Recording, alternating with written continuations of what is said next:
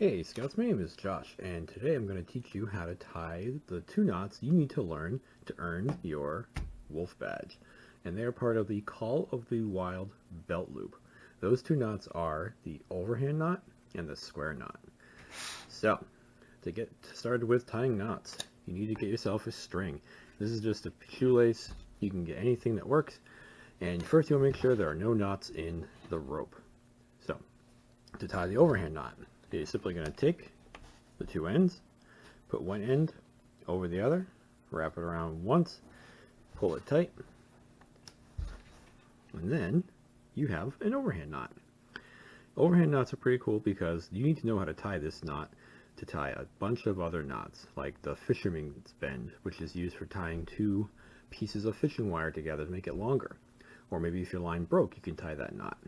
You also need to know how to tie this knot if you're going to tie your shoes. It's the first thing you do. That's the overhand knot. So one more time. You're just going to take the two ends, put one end over the other, wrap it around once, and pull it tight. If you want the knot to be loose, so it looks like a pretzel, leave it like that. If you want to make it tight, so it's secure, and tighten it like that. So that's the overhand knot. To tie our next knot, you can use the same piece if you want, or if you think it'll be easier, grab another piece that's a different color.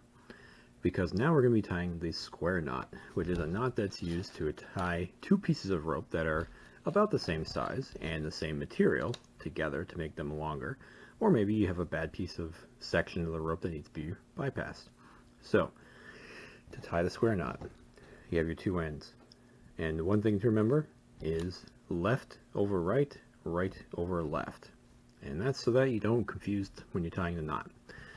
So to tie the knot, left goes over right, and then you wrap it around once. And now you take right and go over left.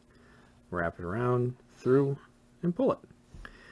That gives you the square knot that looks just like this. And this knot, to test it, if you tie it correctly, one way is you take the two sides and you push them against each other like this, and it kind of glides nice and easily. If it doesn't do that, you might have correctly tied the knot.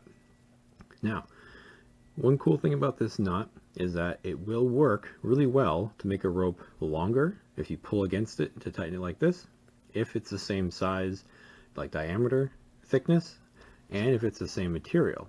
If you have a different type of material for your rope, then you're tying it to a different piece or size, you're going to use a different knot, which we'll probably cover later.